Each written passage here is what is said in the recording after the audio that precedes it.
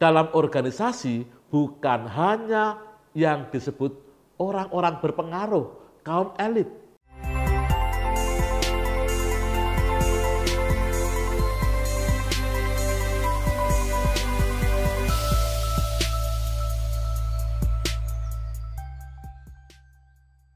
Sahabat YKB yang dikasihi Tuhan, kita jumpa dalam acara pembangunan jemaat kerjasama YKB GKI dan LPP Sinode GKJ dan GKI SW Jawa Tengah. Kali ini kita akan berbicara tentang syarat perubahan. Secara khusus kita berbicara tentang iklim. Sahabat YKB yang dikasihi Tuhan Yesus, pembangunan jemaat di tengah zaman yang terus berubah mengisyaratkan adanya syarat perubahan. Jan Hendrik menyebut terdapat 5 faktor untuk perubahan, yaitu iklim bergereja yang menggairahkan, 2. Kepemimpinan gereja yang memampukan, 3. Struktur gereja yang relevan dengan tujuan hidup dan karya gereja, 4. Jati diri atau identitas gereja yang inspiratif, yang kelima, tujuan dan tugas gereja yang jelas, relevan dan terjangkau. Dan pada bagian ini kita akan membahas faktor-faktor perubahan satu demi satu. Hal yang perlu diingat adalah bahwa faktor-faktor ini bukan bersifat hierarkis, melainkan saling berkelindan satu sama lain. Dan kali ini kita akan berbicara tentang iklim.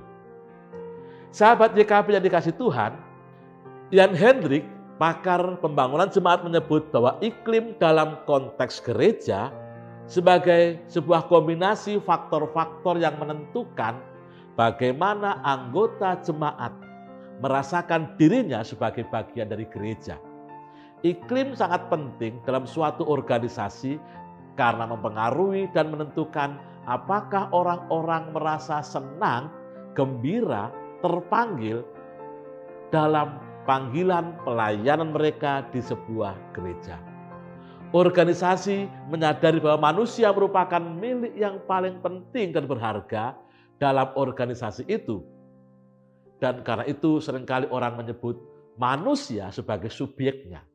Manusia yang dimaksud dalam organisasi bukan hanya yang disebut orang-orang berpengaruh, kaum elit, orang yang punya pengetahuan, bukan, namun semua pribadi, yaitu anggota jemaat dari anak-anak sampai usia lanjut. Sehingga iklim yang baik adalah bukan berbicara mengenai apa pendapat pimpinan gereja itu, tetapi seperti apa setiap pribadi mempraktikkan rasa cinta mereka kepada jemaat, bagaimana kehadiran, bagaimana sumbangsih mereka dalam gereja diwujudkan dengan spirit kesatuan hati. Setiap anggota jemaat merasa dirinya penting, dirinya berharga, dirinya ada di situ karena ada panggilan yang membuat dirinya merasa perlu mempersembahkan hidupnya untuk Tuhan. Pertanyaannya, kalau begitu apa tugas pemimpin untuk menjadikan iklim berjemaat dapat terwujud sebagai iklim yang menggairahkan?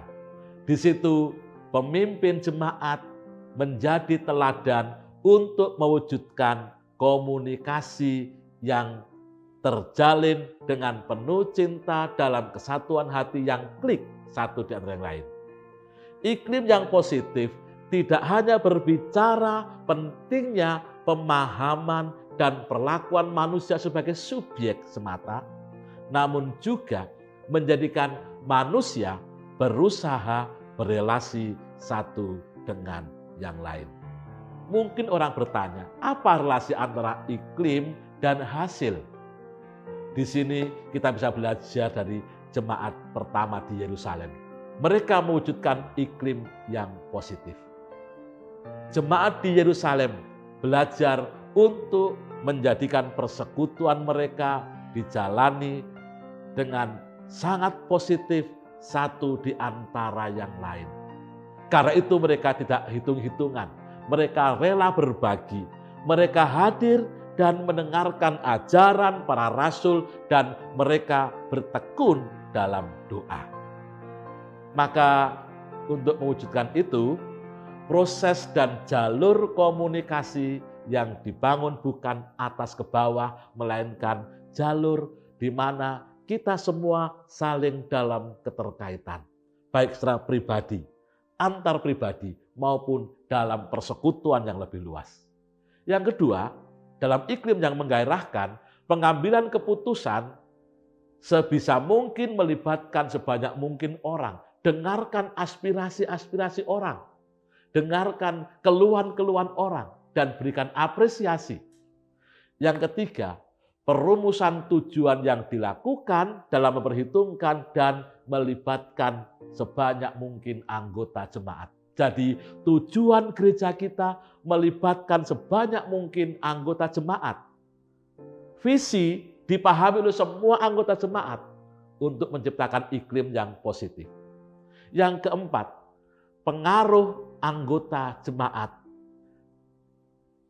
Yang dimaksud dengan pengaruh anggota jemaat di sini adalah bagaimana setiap anggota jemaat merasa dirinya bermakna.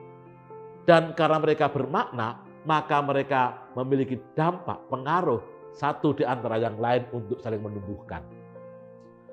Kehidupan dengan iklim yang baik digambarkan oleh Daud dalam Mazmur 133. Sungguh alangkah baiknya dan indahnya apabila saudara-saudara diam bersama dengan rukun.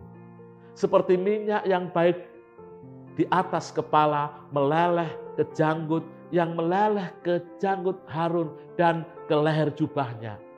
Seperti embun gunung Hermon yang turun ke atas gunung-gunung Sion.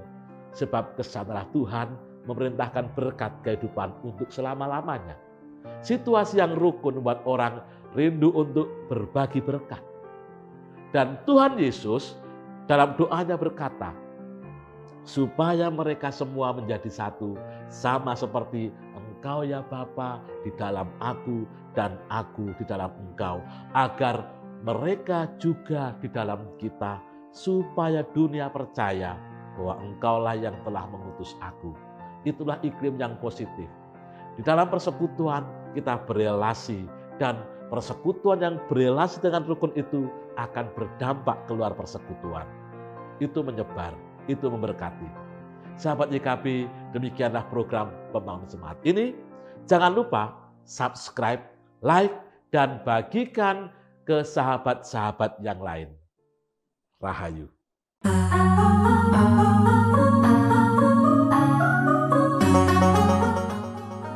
Sahabat, mari dukung pelayanan dan pekabaran Injil melalui YKB dengan membagikan link acara ini kepada sebanyak mungkin orang.